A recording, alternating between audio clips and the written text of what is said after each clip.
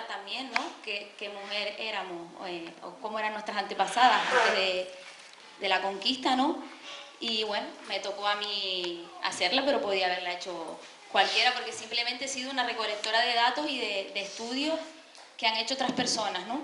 Aquí tengo algunos libros que he utilizado porque la verdad que está muy dispersa la información. Si ya la historia de Canarias está poco estudiada y es desconocida, encontrar referencias a la mujer dentro de esa historia es todavía aún más complicado, ¿no?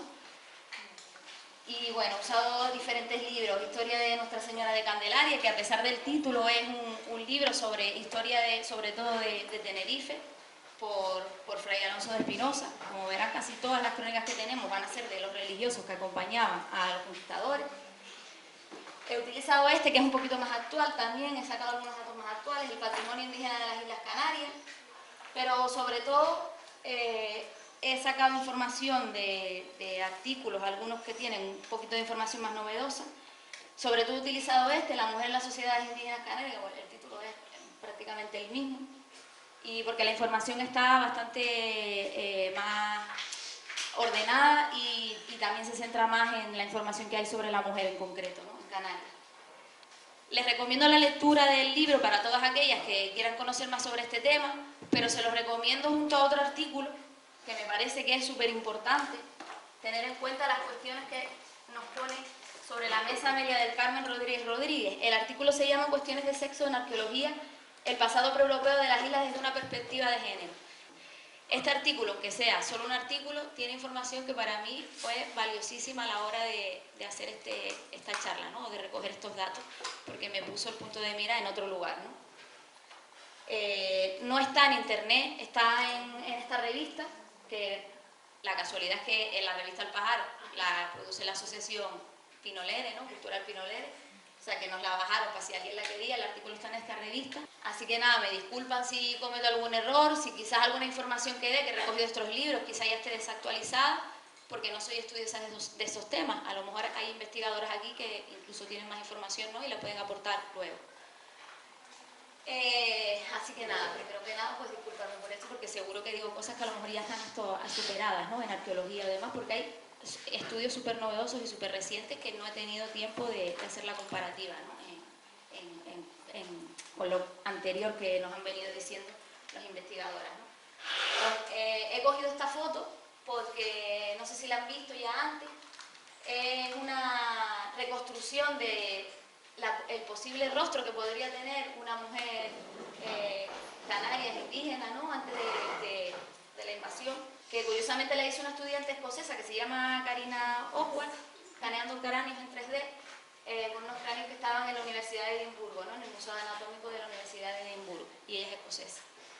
Y sacó esta imagen y bueno, la cogí como simbolismo de, no sabemos a qué isla pertenecía el cráneo, pero bueno, me parece una imagen bonita para abrir la charla, ¿no?, para que sepan por qué está esta cara de esta mujer desconocida aquí, ¿no?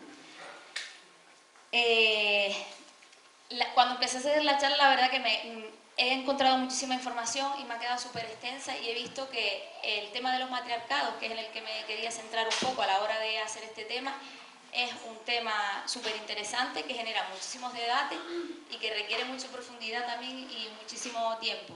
Y estaría buenísimo que pudiéramos utilizar los 45 minutos para el matriarcado y después entrar en si aquí hay un matriarcado o no. Pero como no vamos a poder, hago unas referencias muy breves y si quieren en otros espacios con más tiempo podemos volver a retomar este tema, ¿vale? Oímos siempre decir, y de hecho hay muchos investigadores e investigadoras que lo afirman, ¿no?, que en Canarias hubo un matriarcado, ¿no?, y que de aquello todavía nos queda algo en las mujeres que somos hoy, en la sociedad tal cual la tenemos conformada hoy, ¿no? Yo siempre lo he oído decir también, pero nunca he sabido muy bien en qué se basa, ¿no? Así que, haciendo esta charla, pues me he puesto un poco a ver qué pasa. Me he encontrado con ese debate, ¿no?, un debate que es muy político y también que tiene unas miradas muy coloniales, ¿no? Desde que Bachofen instaurara la palabra matriarcado en 1861 con el libro El matriarcado, ¿no?, entramos en la polémica de qué entendemos como matriarcado, ¿no? hay muchísimos investigadores y quizás es la idea más extendida de que no existió nunca el matriarcado, que los matriarcados no existen referencias que efectivamente nos hagan pensar que el matriarcado existió una vez en la historia de la humanidad, ¿no? Y efectivamente, desde la mirada eurocéntrica y colonial, y tal como entendemos muchas veces la definición de matriarcado, es verdad, no hay estudios que puedan cerciorar que existió lo que entendemos como matriarcado, o lo que casi siempre entendemos como matriarcado, nos quieren hacer entender que es el matriarcado. Si nos vamos a la Wikipedia, por ejemplo, que ya sé que no es la referencia mejor para una investigación, pero sí que es la más popular y la más consultada para todo el mundo. Entonces, seguramente, si buscamos matriarcado, donde primero vamos a entrar es a la Wikipedia, ¿no? Y esto es lo que nos vamos a encontrar. La palabra matriarcado, me acerco si no lo leo, se refiere a un tipo de sociedad en la cual las mujeres tienen un rol central de liderazgo político, autoridad moral, control de la propiedad y de la custodia de sus hijos, confundida a veces con los términos jinarquía, ginocracia, ginecocracia y sociedad. No hay evidencias de sociedades en las que existiendo una distribución desigual del poder entre hombres y mujeres, las mujeres tuvieran preeminencia sobre los varones, al contrario de lo que sucede en el patriarcado. Y no sigo leyendo porque lo del patriarcado ya lo tenemos claro, ¿no? Entonces, claro, yo aquí me planteo, quizás es que es una cuestión también política y descolonial la definición que le damos al matriarcado. Y quizás para esta sociedad patriarcal es muy beneficioso que sigamos intentando desde esa mirada eurocéntrica y androcéntrica también, definiendo el matriarcado como lo contrario al patriarcado. Igual que hoy en día le es muy beneficioso que mucha gente y muchas personas sigan manteniendo la confusión de que el feminismo es lo contrario al machismo. Yo me planteo si esa misma confusión aquí no es beneficiosa, porque claro, si intentamos encontrar un matriarcado que sea lo contrario al patriarcado, efectivamente no va a existir. ¿Y qué pasa cuando decimos que los matriarcados nunca existieron? Que volvemos a poner en valor esa evidencia que nos vienen diciendo también desde tiempos inmemoriales de que el patriarcado se da de manera natural y no se puede hacer nada contra él. Es la manera natural de que las sociedades se conformen, de que el poder venga de los hombres y que para qué vamos a luchar contra él, ¿no? Si se da de manera natural. Eso es lo que pasa cuando desde esta definición de matriarcado negamos que existen los matriarcados, ¿no? El problema está en la mirada que ponemos sobre lo que consideramos poder, ¿no? ¿Qué consideramos poder? ¿Qué nos han dicho que es el poder? Y que nos han dicho cómo se instauran las sociedades, ¿no? Y qué ponemos en valor. Entonces, hay muchas otras autoras y también investigadoras que entran en otras definiciones de matriarcado que para mí me resultan muchísimo más interesantes. Por ejemplo, encontramos la de Ana Boyer, que tiene un proyecto que se llama Matriarcado, que está estudiando posibles matriarcados en la actualidad y parece que ha encontrado varios, ¿no?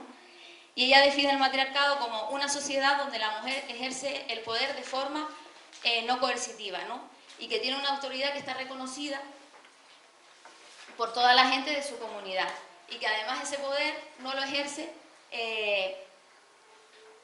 subyugando a las otras personas, sino a través del consenso con todas las personas de la comunidad, ¿no? Incluidas los hombres.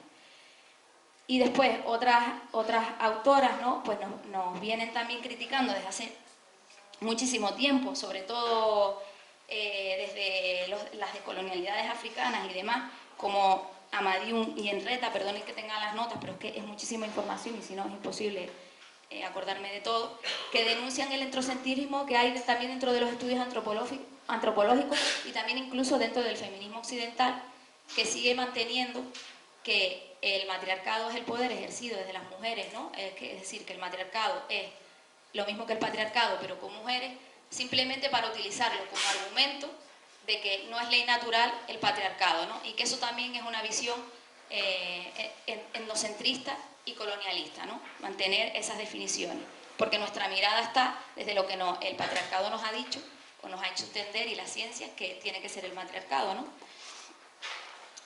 Y ya hoy en día, y por eso muchos investigadores en Canarias afirman que aquí hay hubo sociedades matriarcales o con muchos matices matriarcales, han llegado a un acuerdo, digamos, en el que dicen que la esencia del matriarcado podría estar en el parentesco lineal, en que la familia sea matrilocal, es decir, que cuando dos personas se juntan, ¿no?, para mantener una relación de lo que entendemos como familia, vayan al núcleo familiar de la madre y no del padre, o sea, de la madre de ella, y la matripotestad, ¿no?, que es la potestad que ejerce la madre en el entorno familiar, ¿no?, como es que es la voz que tiene digamos, más poder o más respeto, ¿no?, para decir, entendiendo el poder desde esa manera no coercitiva. Dentro de ahí hay como unas características comunes que llevan muchísimo tiempo puestas en común, ¿no?, de lo que podría decirse o de las características que podrían tener en común las posibles sociedades matriarcales, ¿no? Vamos a ver luego, cuando pasemos isla por isla, que muchas de ellas, en sus diferentes formas, se dan en Canarias. Si no todas, en todas las islas, porque no tenemos suficiente información para saber si todo se daba en todas las islas, pero veremos que muchísimas están o en unas o en otras representadas de diferente manera. Vamos a pasar rápido por ellas, pero quédense con ellas para que luego, cuando vayamos viendo cómo se organizaban las sociedades en Canarias, nos demos cuenta de que estas cosas se venían dando, ¿no? Y también podamos discernir si podemos decir que éramos sociedades matriarcales desde esa otra definición descolonizada del matriarcado, y que nos sirva también para entender si luego la sociedad que se nos impuso era quizás mejor o peor, o si las mujeres teníamos pues más derechos o teníamos una puesta en valor mayor o una representatividad mayor o un mejor lugar en la sociedad que el que luego se nos impuso, ¿no? El primero es el de la filiación uterina, es decir, la importancia está en la madre, ¿no? En quién es la madre. La paternidad básicamente no importa.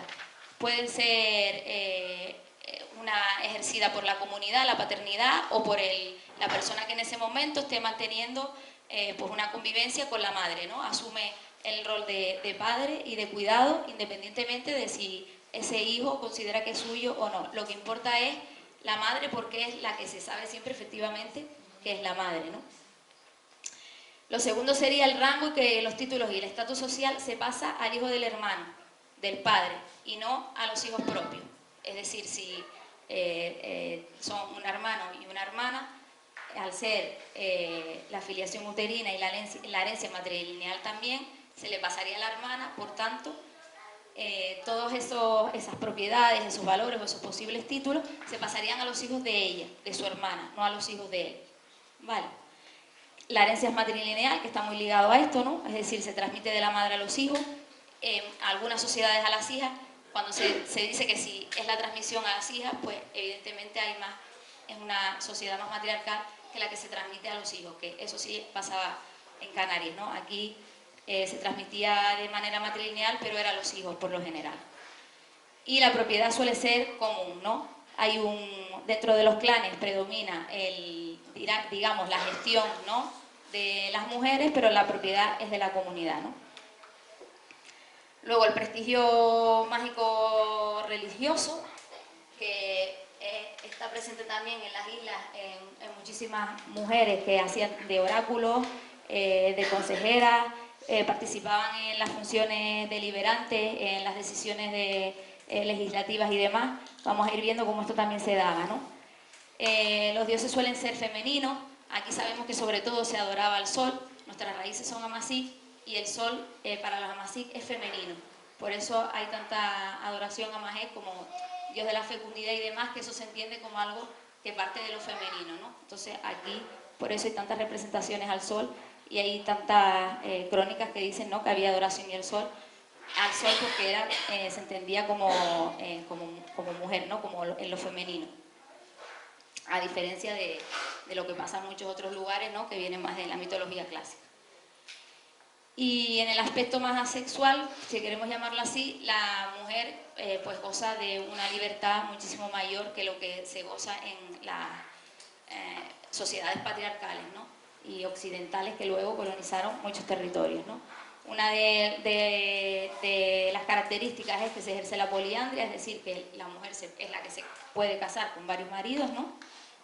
Y lo otro que venía muy ligada con esa filiación uterina es que no se suele tener los mismos, esos valores occidentales y moralistas que vienen también de las religiones, de lo que entendemos por virginidad, por fidelidad y demás, no se dan. La mujer no tiene por qué guardar esa fidelidad, no tiene por qué estar siempre con la misma persona, no se entienden las relaciones de la misma manera, y esa mirada que tenemos sobre la familia, sobre los matrimonios y demás, veremos que en estas sociedades no tienen nada que ver, ¿no? Y que las miramos de unas maneras que nos vienen dadas, pero que ellas no entienden de lo que le estamos hablando cuando empezamos a hablarle de estos términos, ¿no? De ahí que la filiación también, por eso sea uterina, ¿no? Lo que se llama uterina, porque el padre en verdad muchas veces ni importa quién es ni se sabe quién es, ¿no? Y tampoco tiene gran importancia quién sea.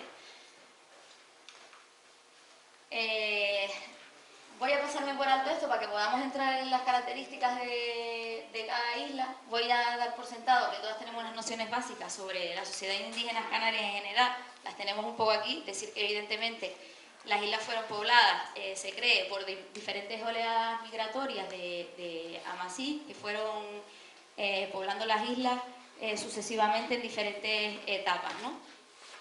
Y bueno, se dice también que por lo general no practicaban, vamos, que no tenían barcos, no eran una sociedad, digamos, marinera, pero sí se sabe que había algunas islas que tenían relaciones entre sí, ¿no? Por algunos descubrimientos que se han hecho más recientes arqueológicamente. Pero digamos que ese aislamiento que tenía cada isla, ¿no? Lo que hablábamos ayer, de si éramos territorio fragmentado, ¿no? Si el mar nos une o no nos une, pero ese aislamiento de cada isla hizo que, a pesar de tener una raíz común, sí que tenemos diferencias entre islas que se dan por la adaptación al territorio y lo que se va dando en los sucesivos años en esas islas, cómo se van adaptando a las sociedades. Cada una también tiene características propias. No nos sirven lo que dicen las crónicas o lo que se encuentran en unos restos, no nos sirven los de una isla para la otra, porque suele haber diferencias y no sabemos realmente si en la otra isla no tenemos esa misma referencia, si esa se dio, ¿no? O no. Pero sí que hay unos elementos comunes, que son estos que están aquí, y que se da más o menos prácticamente en todas las islas, ¿no? Y no nos paramos mucho en esto para no quitarnos tiempo de lo otro, que es más de cuestionamiento, ¿no? De ver con qué es lo que había, qué es lo que teníamos, qué nos sigue quedando, pero también ver qué opresiones teníamos las mujeres y las diferentes sociedades, porque no era una sociedad maravillosa y fantástica. Había también muchas rivalidades internas en muchas islas, y sobre todo había muchas jerarquías y había clases sociales, ¿no? Y si hay clases sociales entendemos que hay opresión. Quizás no clases sociales como las entendemos hoy, que también es una mirada, digamos, colonizada, ¿no? Lo que entendemos como clase social y como jerarquía, pero evidentemente entiendo que si las había diferencias sociales entre unas y otras, ¿no? Y entonces también tenemos que, cuando ponemos la puesta en valor en estas sociedades, tenemos también que ver las partes críticas, ¿no? Vamos a entrar un poco a ver, isla por isla, qué nos íbamos encontrando en cada una. Pero hay que tener en cuenta algunos factores a la hora de hacer esa revisión, porque como decía ayer la compañera, nuestra mirada ya está colonizada, ¿no? Todo lo vamos a analizar desde la mirada que nos han construido a otros, no desde la mirada de aquel tiempo. De hecho, la mirada que tenemos es la recogida por conquistadores y por los frailes que acompañaban a estos conquistadores. Con lo cual, muchas veces, desde su mirada colonial, no entendían qué era lo que estaba pasando en esa sociedad, no lo comprendían, o muchas veces hasta incluso lo intentaban encajonar, ¿no? en cuestiones más religiosas y morales de las que ellas traían, a veces incluso para defender un poco a la sociedad indígena de la Inquisición, ¿no? Y entonces también algunas quedan solapadas dentro de las historias que recogen para no contar realmente cuestiones que a ellos les parecían que eran moralmente no se podían hacer, y tampoco las contaban para que no se abrieran procesos inquisitorios en las islas, ¿no? Con algunas comunidades o con algunas costumbres, ¿no? Entonces veremos que todas las crónicas están juzgadas desde este prisma, ¿no? Desde esta mirada tan colonial y tan moralista y tan eurocéntrica, y de lo que se entendía en aquel momento de cómo tenían que ser las sociedades también, ¿no? Además, las crónicas con las que contamos, a lo que le da sobre todo importancia es a las cuestiones bélicas y a las cuestiones de cómo se van repartiendo las tierras, de cómo se van pasando los títulos de los conquistadores y demás, y de qué van haciendo para ir ocupando aquí el territorio, ¿no? Entonces la sociedad indígena es una cosa que es como, está en segundo plano para algunos cronistas que les produjo interés, y ya dentro de ahí, desde esa mirada androcéntrica, encontrar información de la mujer, como decía antes, pues todavía ya no es segundo término, es cuarto o quinto. Entonces se nos hace todavía más complicado. Otra cosa que hablábamos ayer, por ejemplo, ¿no? La desprotección y el desinterés que hay de nuestros restos arqueológicos, ¿no? De lo que nos va quedando, es tal que han sido saqueadas de tal manera y destruidas de tal manera que hay muchas veces que ya no nos sirve para el estudio y no podemos sacar de ahí referencias claras sobre nuestras antepasadas, ¿no? Y tener en cuenta que las ciencias son patriarcales, o sea, todas estas ciencias, la antropología, la historia y demás, pues tienen una mirada patriarcal y colonial también cuando interpretan lo que van encontrando, incluso las propias crónicas, ¿no? Y desde la arqueología de género se nos advierte, que esto está en el artículo de esta mujer, de Carmen, y lo leo tal cual lo pone ella, ¿no? Que los roles asignados tradicionalmente a las mujeres en la sociedad occidental y capitalista han sido extrapolados sin apenas reflexión crítica a las integrantes de este mismo sexo en las formaciones sociales precoloniales. Es decir, cuando se encuentra algo en un resto arqueológico, a lo mejor nosotros vemos en un estudio y pensamos que está basado y documentadísimo en cosas que se han encontrado y demás, y no. Hay muchas veces que se encuentra un utensilio en un ámbito doméstico, una herramienta de trabajo, y simplemente porque se considera que el hogar es un ámbito doméstico, ese utensilio ya se dice que ese trabajo lo tenía que realizar una mujer, ¿no? Cuando realmente no sabemos si los hombres de aquella sociedad también entraban en el ámbito, ¿no? En la casa, a refugiarse del tiempo lo que sea, a hacer esos trabajos, ¿no? En cambio, no hay ninguna crítica sobre esto, no se hace más análisis, sino se entiende que como está en un ámbito doméstico, ese trabajo lo tenía que hacer una mujer y ya está, ¿no? Entonces sí que cuando veamos los estudios también tenemos que tener en cuenta esas cosas que a veces no son cuestiones tan confirmadas ni tan argumentadas sobre lo que se encuentra, ¿no? O sobre una base científica, sino sobre la mirada del que está haciendo ese estudio, ¿no? Y bueno, tener en cuenta eso, ¿no? Lo que decíamos antes, que no es igual en todas las islas, ¿no? Cada una tiene sus características propias también. Esto es un mapita que encontramos en el librito que les decía antes, en las que, bueno, se destaca más o menos una cosa que era bastante importante en cada isla, ¿no? Que destaca de las sociedades de cada isla, que ahora las iremos viendo. En Lanzarote, empezamos. En Lanzarote se daba la poliandria con la curiosidad de que eran siempre, parece ser, según los cronistas, 3 hombres. Es decir, las mujeres de Lanzarote se casaban con 3 hombres. Se cree que es sobre todo por una cuestión territorial, ¿no? De que había muchísimas más mujeres que hombres. Y bueno, la fuente más directa que tenemos de Lanzarote es el Le Canarien, porque fue conquistada por los franceses, ¿no? En primer término. Y entonces el Le Canarien es del que podemos sacar más información sobre ellas, ¿no? En esta crónica encontramos referencias sobre lo que les decía, ¿no? Y algo muy interesante que ahora comentaré cuando leamos esto. Las gentes son hermosas, los hombres van completamente desnudos, salvo un manto por detrás hasta las corvas, y no se muestran vergonzosos de sus miembros. Las mujeres son bellas y van decorosamente vestidas, con amplias túnicas de pieles que arrastran por el suelo. Aquí ya vamos viendo cómo la mirada es androcentrista y colonial también, ¿no? Sobre cómo se nos describe, ¿no? Sobre todo a las mujeres, ¿no? La mayoría de ellas tiene 3 maridos que sirven por meses, y el que la debe tener después lo atiende durante todo el mes que la tiene el otro, y siempre hacen así cada uno por turno. Y esta última parte es muy interesante porque no está en ninguna isla o no se recoge para ninguna otra isla, y parece ser que tampoco es muy común en otro tipo de sociedades indígenas, ¿no? Que es que la mujer tiene 3 maridos pero no está con ellos siempre, ni todos cumplen las mismas funciones siempre, sino que está solamente con uno en la vivienda materna, ¿no? En la vivienda de su madre y su padre de ella, y el otro, el segundo, digamos, serviría a toda esa familia, ¿no? A todo ese núcleo familiar, tanto al marido con el que le toca estar, ¿no? con la mujer en la casa de ella, como a la familia que está ahí, ¿no? A sus padres y demás, y a su madre. Así que es muy interesante por eso, ¿no? Porque había como una especie de por turnos, de trabajo rotativo, en la que cada uno iba teniendo unas funciones. Esto hacía que al haber pocos hombres, las familias tuvieran, digamos, más mano de obra también, ¿no? O más personas para hacer los trabajos más duros, ¿no? Esa persona que se turnaba, que era la que tenía que servir a las otras, ¿no? Ese marido que estaba en servidumbre.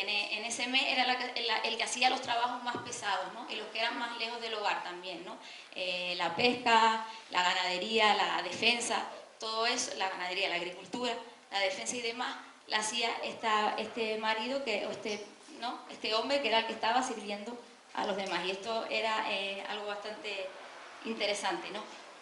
Esto parece ser que es una de las cosas que hace decir que teníamos sociedades con matices matriarcales, ¿no? Esta servidumbre, digamos, esta disposición servil del hombre hacia la mujer y hacia la familia de la mujer, pues hace entender que es una característica pues como muy de sociedad matriarcal, ¿no?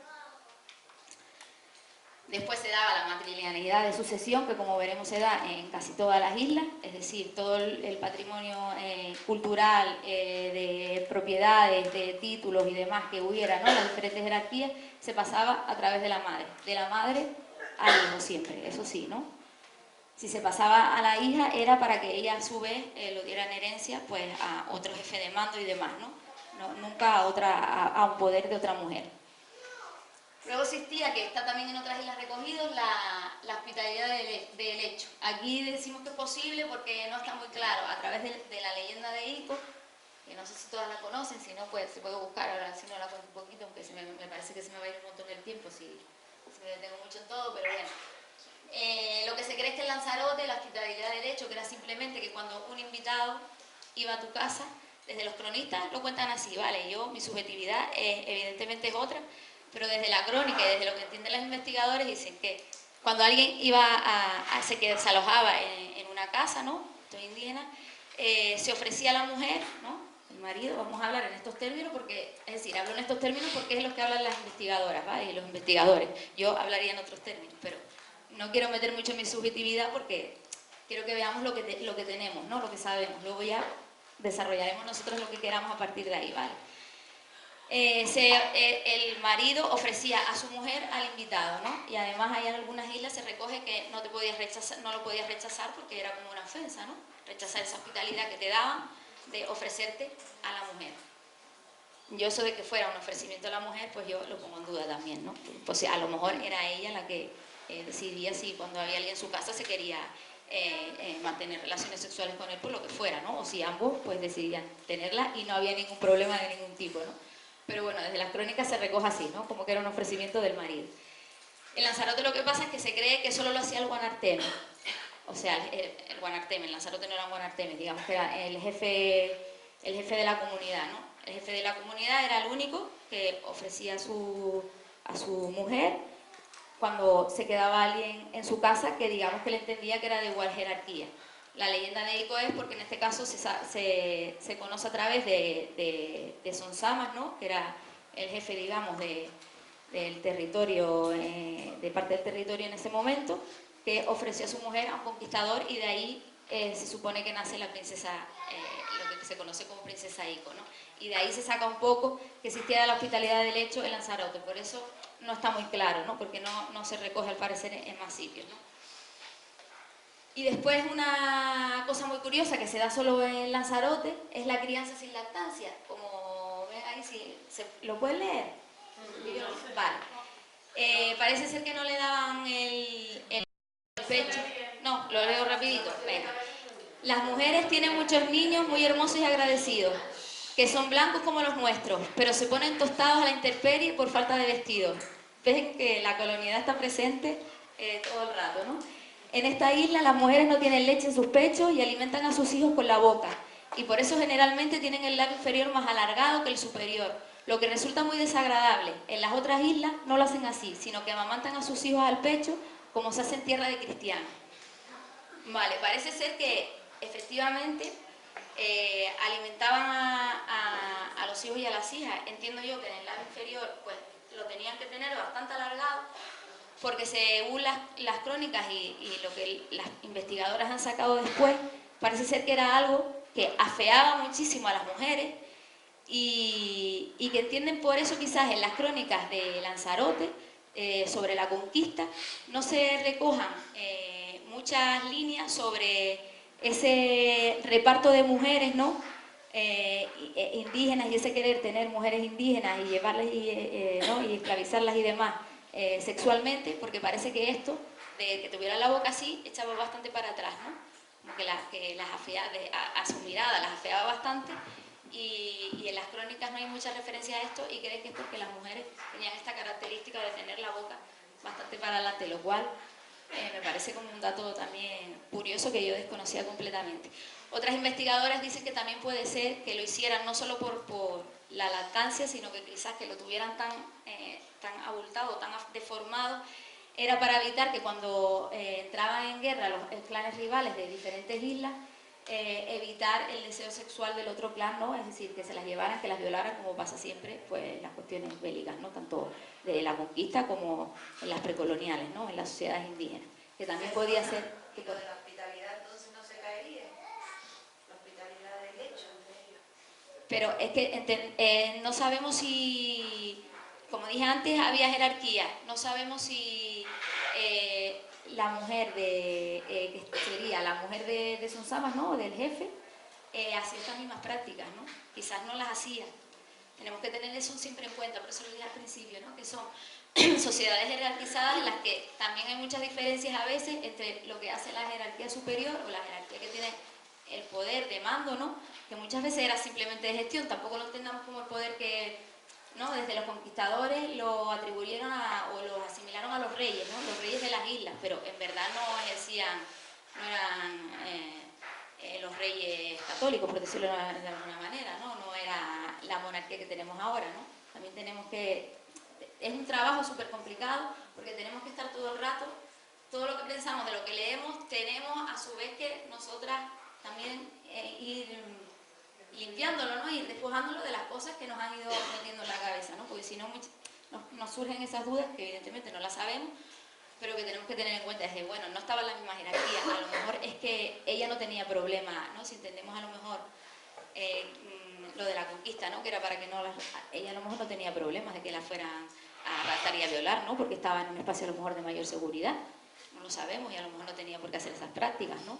O a sus hijos a lo mejor lo criaban, no lo sabemos, ¿vale? Así que podría estar por ahí.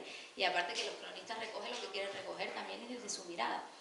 Entonces no hay cosas que no están claras, simplemente las investigadores van extrayendo cosas que luego a veces pueden desde la arqueología también comparar y decir, vale, pues por aquí parece que la cosa lleva bien porque lo que hemos encontrado coincide, ¿no? Y otras veces pues no se sabe, lo único que tenemos es lo que han escrito otras desde esta mirada y desde lo que han querido resaltar, que a lo mejor había cosas más interesantes, pero no las resaltaron.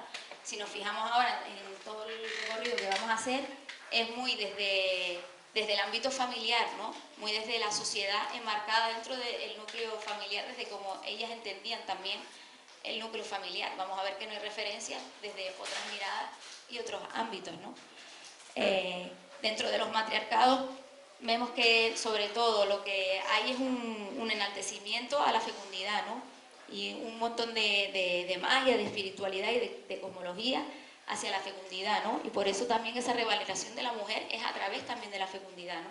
De que es un canal que recibe esa espiritualidad divina, ¿no? Y la transmite, por eso lo de la matrilinealidad de sucesión, a sus hijas, a sus hijos y demás, ¿no? Entonces, claro, yo me pregunto, en esas sociedades las mujeres que no tenían hijos, porque no podían tenerlos o porque estaban con personas que no podían tenerlos y seguramente se pensaba que eran ellas las que no podían, ¿no? ¿Qué pasaba, no? Si el valor de las mujeres era tan a través de la fecundidad, ¿qué pasa con las mujeres que no podían tener hijos, que no se quedaban embarazadas, ¿no? O que a lo mejor no querían, que a lo mejor las podía ver? No sabemos qué pasaba porque nadie nos lo ha puesto en ningún sitio, ¿no? También son preguntas que debemos hacernos, ¿no? O qué pasaba con las personas que no entraban dentro de determinados cánones masculinos femeninos. Los cronistas de su mirada no nos dicen qué pasa con eso, ¿no? Había hombres que también hacían trabajos que se consideraban de mujeres según ellos porque pues no lo sabemos, o al revés. O había relaciones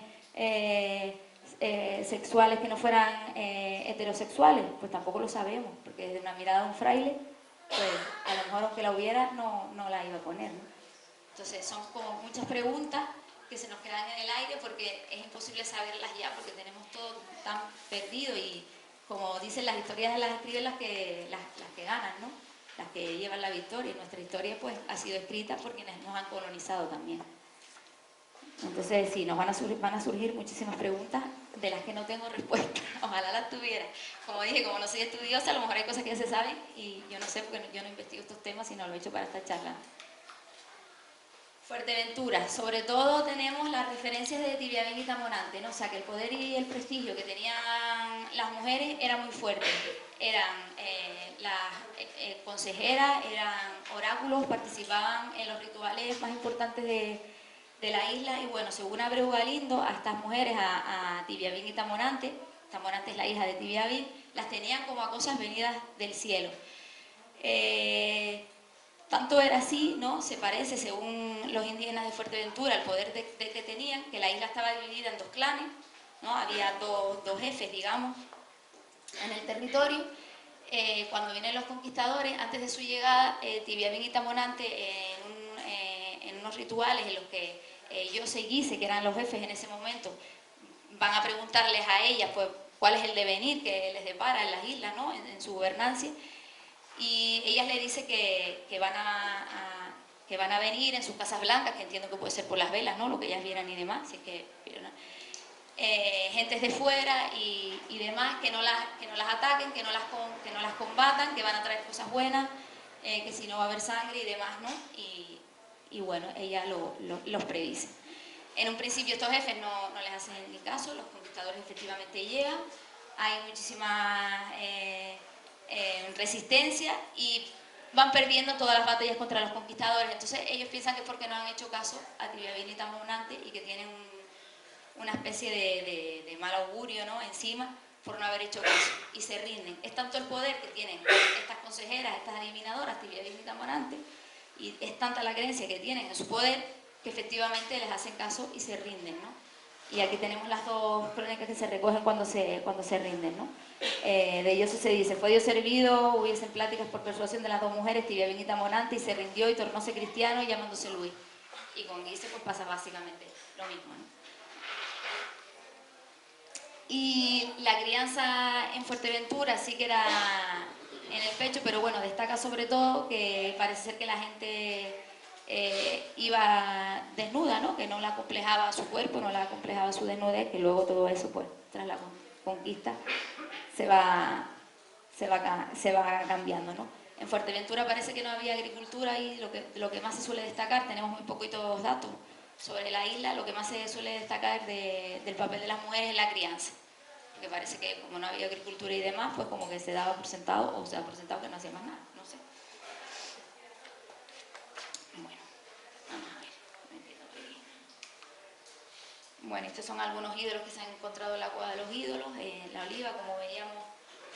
Al principio pues se idolatraba mucho a imágenes femeninas, sobre todo y masculinas. Esta se ve claramente masculina, ¿no? La de acá. Y la otra no se sabe si es femenina o no, si es la contraria a la otra, pero bueno, ahí se los puse para que vieran más o menos cómo eran las cositas que se iban encontrando. En el hierro la curiosidad es que parece ser que no había esa sociedad tan jerarquizada, sino que... Bueno, me quedan 5 minutos y vamos todavía por el hierro, así que voy a empezar a pasar la inicio.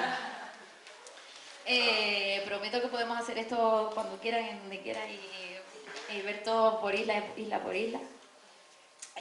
Parece que es la isla que siempre se dice que era la isla más igualitaria porque no había clases, que lo que había simplemente era lo que se conocía como jefe, era como simplemente un jefe gestionador, digamos, ¿no? Que ayudaba un poco a gestionar las riquezas de la isla y repartirlas entre todas, más o menos por igual, ¿no? Aunque luego veremos que los estudios ahí dicen otras cosas. Y lo curioso es que tenían lo que se conoce como dualismo cosmológico, es decir, los hombres hacían sus ritos por un lado y adoraban a sus dioses masculinos, y las mujeres hacían ritos por otro lado y adoraban pues, a ídolos o a divinidades femeninas. De esto queda en la isla lo que se conoce como el risco de los Santillos, que se supone que es donde moraban estas dos divinidades que se nombran aquí, era Oaranzán y Moneiva. Uno de los riscos es la deidad masculina y el otro risco sería la deidad femenina, y por eso se conoce como los riscos de los Santillos, ¿no? Ese nombre colonizado también, porque Santillo evidentemente no era. Pero digamos que ha quedado ese vestigio de cuando se iba ahí pues a hacer los ritos, ¿no? A esos sitios. La crianza con aguamanes simplemente es que la mezclaban con manteca, las raíces y demás, eso era lo que daban de comer a los chiquillos, ¿no? Porque creían que tenían propiedades curativas y también protectoras, ¿no? Es decir, que le daban como una propiedad mágica a esa manteca y por eso la mezclaban con ella, ¿no? Para protección a las pequeñas. Y seguramente existió la poliginia, es decir, que era el hombre el que se casaba con muchas mujeres. Aquí tenemos dos referencias, y una de las referencias además dice que se le daba como una dote, es decir, que se hacía un casamiento por compra, ¿no? Que se diría que se compraba a la mujer. Quizá también esto es un término, una mirada colonizada, ¿no? Se hacía desde otro lado, pero bueno, así se queda recogido, ¿no? Y se daban al padre o a la madre de la moza cierta cantidad de ganado por la hija. Aquí lo curioso, lo que se extrae es que dice que se le daban al padre o a la madre, con lo cual no se puede saber si la familia era más patriarcal o más matriarcal, porque indistintamente esa dote se la podían ofrecer tanto a una como a otra, que es un dato muy curioso, ¿no? Que en otras sociedades sabemos que casi siempre es al padre, ¿no? Incluso la de las conquistas, ¿no? Es el rollo ese de pedir la mano y tal, siempre se conoce como es al padre, ¿no? A la madre no se le pide la mano a la hija. Y la isla más igualitaria, aquí en este articulito que les decía antes, ¿no? Que es el único que hay con perspectiva de género desde la arqueología, que por lo menos haya referencia. Parece que se han hecho estudios en los restos arqueológicos que se han encontrado, ¿no? De cuerpos, de reños y de reñas, y que tras ver la traza que hay que quedan y que se puede saber más o menos lo que cada una comía, se ve que las mujeres sobre todo comían vegetales, ¿no? No comían carne, no comían pescado, no comían lácteos, ¿no? En cambio los hombres sí se tenía una dieta muchísimo más variada, porque comían de toda la riqueza de la isla, ¿no? Desde el mar hasta la tierra, hasta los animales y demás, ¿no? O sea que utilizaban todo lo que tenían a la mano para comer, pero las mujeres no. Con lo cual era la isla igualitaria. No sabemos si esa diferenciación de alimentación se da porque las mujeres deciden, por lo que sea, pues ser prácticamente veganas, ¿no? Digamos, porque ni siquiera lácteos parece que comían. Si era algo ritual, si era algo por una cuestión cosmológica, o si es porque era una diferenciación de clase por alguna cuestión, ¿no? De que se entendía que los hombres tuvieran que ser más fuertes y comer más o lo que fuera. No lo sabemos, pero ella dice que bueno, que en esta diferencia nos tenemos que preguntar si el Hierro realmente era una isla tan igualitaria cuando luego existían esas diferencias, ¿no? Aunque no sabemos muy bien de dónde vienen. También existía la hospitalidad del hecho, la herencia matrilineal, la afiliación uterina y lo que se conoce como ley del sobrinazgo, es decir, lo que hablábamos también un poco antes, ¿no? Que los que heredaban esa herencia matrilineal no era el hijo de la madre, sino los hijos de su hermana, ¿no? Como vemos, se van dando todas las cosas que decíamos al principio que se daban en las sociedades matriarcales. Aquí la diferencia de la hospitalidad del hecho es que la hacían todos los pobladores de la isla, no era el jefe con sus iguales ni demás, sino cualquier persona que se quedara en casa de otra, o cualquier hombre en este caso, pues dicen que se le ofrecía a la mujer. Aquí lo dicen, ¿no? Las mujeres eran comunes. Uno de los primeros deberes de la hospitalidad de este pueblo es el ofrecer su mujer a su huésped, y el rehusarla sería mirada como un insulto. Cuando uno va a visitar a otro, luego le da a la mujer como agasajo y mira mal a quien haga lo contrario. Bueno, así. Y bueno, aquí tenemos que preguntarnos eso, ¿no? Si realmente era la mujer ofrecida o era otra práctica distinta, ¿no?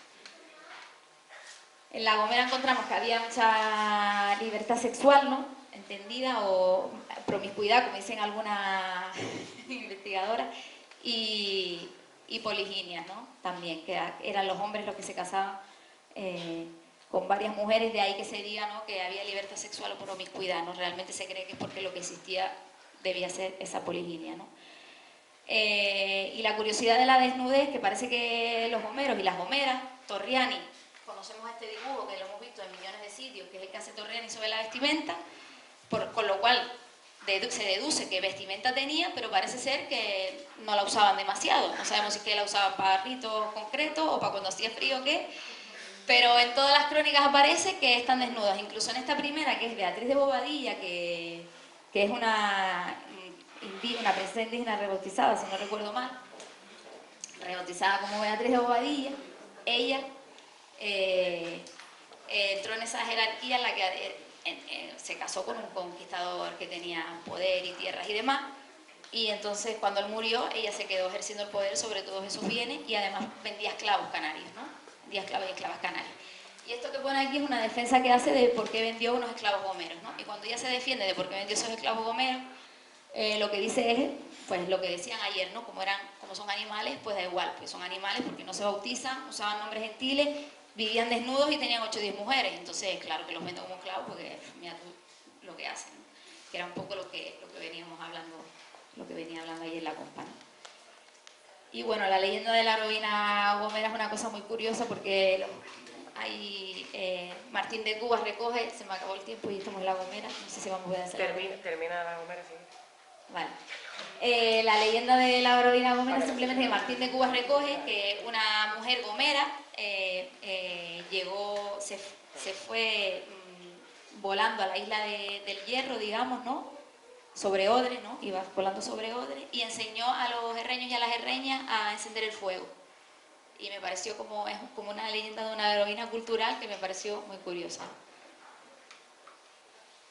La Palma, la isla de las mujeres valientes, guerreras, fuertes, con poderío, súper emancipadas y súper independientes, cosa que evidentemente yo creo que aún mantienen mucho de eso, pero se ha perdido, ¿no? Pero es evidente que en La Palma todavía se conserva mucho de estas mujeres guerreras, ¿no?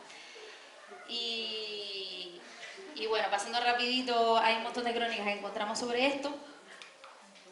Esta que me parece muy curiosa, a ver si la tenemos por aquí, vale, ¿no? Que se ve que tenían... bueno, lo curioso sobre todo es que en las crónicas a las mujeres igual que se las pone como fuertes, valientes, belicosas, las que iban siempre delante en las batallas, a los hombres se los pone como pusilánimes, ¿no? Como que eran muy pusilánimes. Esto es una mirada súper colonial, en verdad no eran así, no eran hombres pusilánimes, simplemente que les chocaba tanto que fueran las mujeres que fueran delante de las batallas, las que fueran belicosas, las que fueran tan guerreras y tuvieran tanta fuerza, ¿no? Claro, para ellos los hombres eran unos pusilánimes porque eran los que se quedaban a lo mejor en casa, los que se quedaban detrás o los que no iban a la batalla y hacían pues, lo que supuestamente se supone que tenían que haber hecho las mujeres, ¿no? Y entonces en las crónicas quedan como pusilánimes, pero no es así. De hecho, al contrario de lo que se pueda pensar, ¿no? Porque tenemos en la cabeza también metido todas estas teorías de las amazonas y demás, ¿no? Que a lo mejor como eran así tan guerreras y eran fuertes y eran las que asumían esas cosas que se supone que tenían que ser de hombres, ¿no? Quizás podamos pensar que efectivamente ejercían un poder sobre los hombres o había rivalidades cuanto a esto, o los sometían y demás, y es todo lo contrario, ¿no? Se dice que a pesar de esto no existían esas rivalidades y lo que había era una sociedad bastante igualitaria, de apoyo mutuo, de solidaridad entre ellos y que no había un ejercicio de las mujeres de subyugación de los hombres, a pesar de esto que estamos diciendo, ¿no? Y sobre todo esta crónica es muy curiosa, ¿no?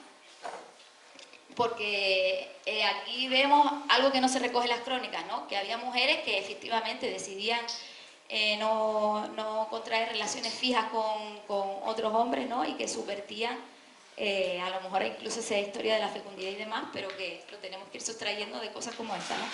Cuando se ganó la isla, era reinar una mujer tan varonil que asistiendo a la batalla puso en duda la victoria, siendo de tales fuerzas que entre los naturales, vasallo suyo no había quien le pudiese sujetar el brazo por la muñeca, por lo que nunca se quiso casar, diciendo que no se sujetaría a hombre a quien no reconociese ventaja en valor. O sea, que aquí vemos que había mujeres que efectivamente decidían entrar en otro estatus que no era el de la familia nuclear, como nos parecen hacer creer las crónicas que existían. Vale. Había sogamia, intercambio, infanticidio sin discriminación de género, es decir, cuando había demasiada población, pues había infanticidio, con la diferencia de que en Gran Canaria, por ejemplo, el infanticidio era solo sobre las mujeres, en Gran Canaria era indiscriminado. Daba igual que naciera niño que niña, que se asesinaba igual, ¿no? Vale, vamos a pasar rapidito, ya estamos en Gran Canaria. Bueno, se daba la poliandria y la densidad matrilineal, igual que en las otras islas. El infanticidio, como decía, era de niñas. excepto la primogénita, dejaban vivir a la primogénita, pero al resto de niños que iban naciendo en ese núcleo familiar, pues se las asesinaba, ¿no? Y se han encontrado además restos arqueológicos bastante de esto, ¿no? El engorde prematrimonial y el derecho de pernada que se daban, ¿no? Es decir, la isla más jerarquizada era Gran Canaria. Me quedo con Gran Canaria y Tenerife. Venga, rapidito. Esta era la isla más jerarquizada, de hecho las investigadoras dicen que tenía una especie de protostado, ¿no?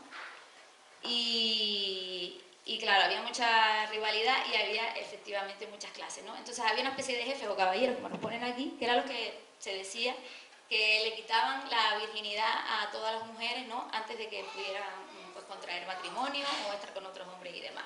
Pero antes las mandaban a engordar con leche, ¿no? Parecía que decían que les estiraba la piel. Esto evidentemente es un rito, lo llaman de derecho de pernada, pero lo tenemos que entender como un rito de la cuestión de la fecundidad también, y parece ser que también por el tabú que había o la magia que había, la cosmología que había alrededor de la menstruación, ¿no? Y de la sangre.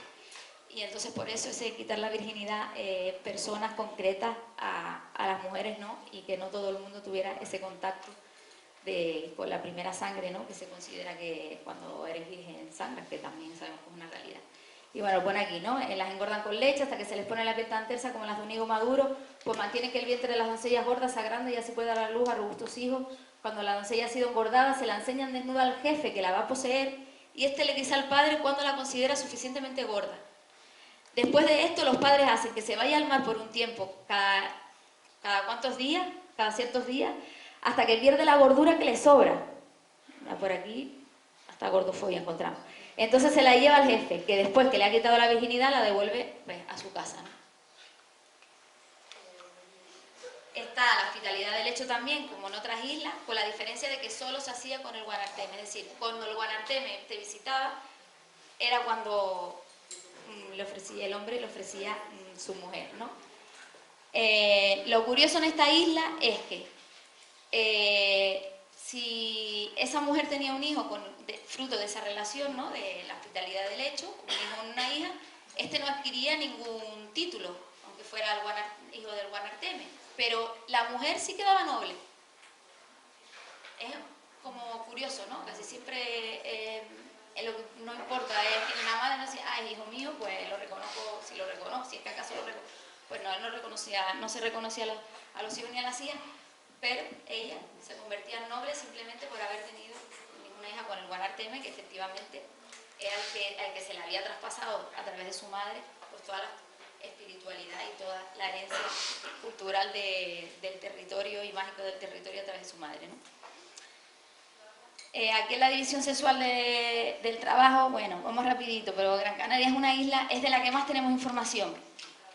Y es una isla en la que aparecen datos muy curiosos sobre los trabajos de las mujeres que por lo general no son los destacados en las investigaciones, ni siquiera las representaciones que encontramos en los museos. Cuando vemos en los museos las representaciones de las mujeres y de los hombres indígenas, por lo general, trabajos que las crónicas dicen que hacían las mujeres están representados por hombres en los propios museos. Vale, eso es algo que destaca mucho también Carmen en este artículo. Entonces, ella sí que pone crónicas, fue donde único encontré estos pasajes de las crónicas fue en su artículo, no los encontré en otro lado, porque efectivamente los investigadores no los destacan lo que se dice que las mujeres hacían los trabajos que supuestamente les tenían que corresponder, ¿no? Y aquí vemos como muchas investigaciones arqueológicas, lo que decía antes, ¿no? Está con una mirada y una argumentación que quizás no es tanto por el resto, sino por quien investiga, ¿no? Y esta me parece la más curiosa, que es la única que voy a leer para no detenerme tanto. Los canarios tenían entre ellos oficiales de hacer casas, debajo y encima de la tierra, carpinteros, hogueros que trabajaban con hierbas y con hojas de palma y preparaban las pieles para vestidos. La mayor parte de estos oficios los hacían las mujeres. Las casas de Gran Canaria, si las conocen, si han visto los restos, han ido al museo, que yo puse una aquí, no es una cuevita y tal, son casas hechas con sus divisiones, ¿sabes? Son casas complejas, quizás de las más complejas del territorio del archipiélago, ¿no? Entonces, y vemos que pone claramente Torriani que estos trabajos los hacían las mujeres, cosa que no se destaca nunca en ningún sitio. Parece ser también que eran muy buenas nadadoras y que cuando salían a nadar para pescar, que aquí también hay un dato curioso, lo diré en otro, luego se los cuento si quieren en la comida. Repartían por igual, las mujeres eran tan buenas nadadoras y pescadoras que de lo que cogían el reparto se hacía por igual, e incluso si estaba embarazada, si iba acompañada de un hijo o una hija, el reparto se hacía para 3, ¿no? Para cada uno, se le daba también la parte de su hijo o de su hija, pero si estaba embarazada también, si estaba embarazada se llevaba le tocaban 2 partes, una para ella y otra para lo que en el futuro sería su hijo o su hija, ¿no? Y aquí pues vemos más oficios que ejercían, ¿no? Había pintores, es decir, la cuestión creativa y artística y demás era también un trabajo de mujeres, y los tejidos, que en Gran Canaria también verlos de cerca es una gozada, porque son unos trabajos de milímetros de puntaje de cosido, como ese con ahí, pero no se ve muy bien, también era trabajo de mujeres, ¿no? Y lo curioso es que se dice, ¿no? La tela tejida con hojas de palmera fue tan admirada por aquellas que lo vieron que su inventora, que según dicen ellos fue una mujer, merecía ser celebrada como otra Aracne, famosa entre los poetas. Y luego, bueno, como en todas las anteriores islas, pues eran consejeras, mediadoras, adivinadoras, es decir, la cuestión mágico-ritual también la hacían las mujeres, ¿no? Las maguadas me gustaría detenerme más, pero no puedo. Vamos a entender que más o menos todas sabemos lo que son las arimaguadas, ¿no? O maguadas, que parece que es el término más correcto, ¿no? Que eran las mujeres que estaban apartados, que los conquistadores las asimilaron a vestales, ¿no? O a vestales vírgenes o a monjas, pero que parece ser que no, nada que ver, ¿no? Vamos a pasar rapidito por aquí.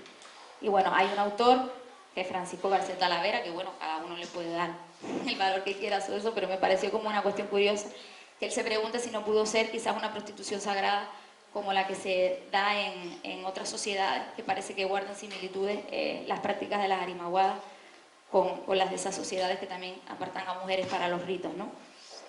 Y bueno, que queda esa posibilidad ahí, ya lo explicaremos en otro momento.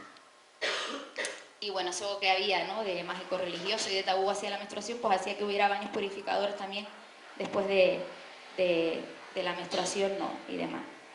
Y aquí vemos pues claramente la adoración a ídolos femeninos, incluso bisexuales, con lo cual también nos tenemos que plantear si no había también más diferenciación, ¿no? O más diversidad sexual de la que nos hacen querer creer, ¿no? Este en concreto, perdón, se dice que es bisexual, ¿no? Y las demás son claramente femeninas, ¿no?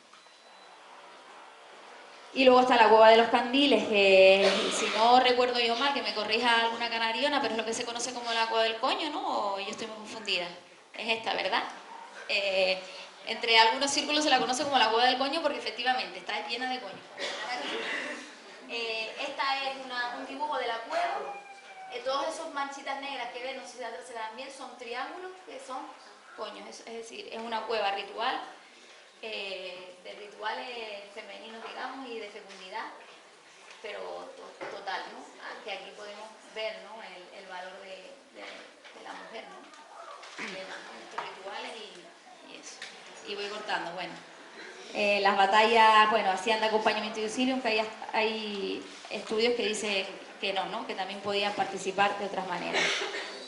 Bueno, en Tenerife, rapidito, como estamos aquí, otro día quedamos y se los cuento. Había facilidad de matrimonio y divorcio, es decir, esos, digamos, pactos a los que se llegaba, ¿no? De relaciones eran como, carecían de mínima importancia, es decir, se juntaban cuando querían y se divorciaban cuando querían, tanto la mujer como el hombre, y no había ninguna cuestión de repudio después hacia una mujer que un hombre se había querido divorciar de ella, o al contrario, les importaba un comino, por decirlo así, tarde y mal.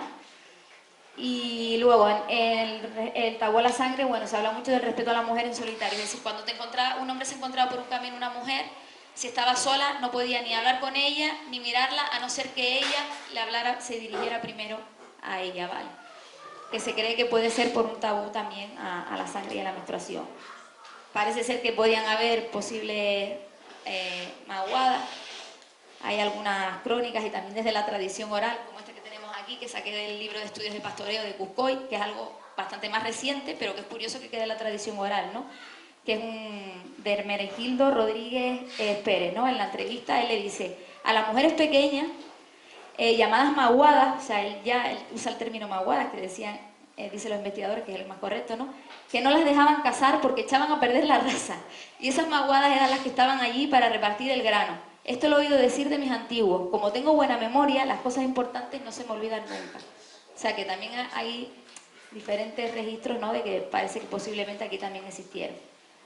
Había también división sexual del trabajo, pero aquí sí que encontramos que los trabajos son los que efectivamente se les asume a las mujeres de las sociedades indígenas, ¿no? Y parece ser que recientes estudios arqueológicos, ¿no? Siempre se ha dicho que, bueno, que hacían auxilio, es decir, acompañaban a los hombres para llevarles alimentos y para recoger a los muertos, es lo que se suele decir, pero los recientes estudios han encontrado heridas craneales y demás que indican que probablemente también participaban en las batallas, ¿vale? Y bueno, luego tenemos a la leyenda de Guasimara, que es como nuestra guerrera, que indica un poco que a lo mejor pues esos estudios tienen su razón por ahí también, ¿no? Y nada, hasta el debate ese de los matriarcales, aquí vemos que yo marqué en violeta todos los que se dan, el de la propiedad suele ser común, entiendo que se daba porque eran clanes muy extensos y entiendo que se tenían que organizar de manera comunal seguramente, pero no lo vi recogido en ninguna crónica, entonces lo dejé en negro, pero absolutamente todos los demás los encontramos. Entonces, yo personalmente, esto ya sería una cuestión a debatir cuando luego tengamos, si es que tenemos tiempo, porque no deja tiempo para nada, me he comido el tiempo de otras personas, seguro, perdón.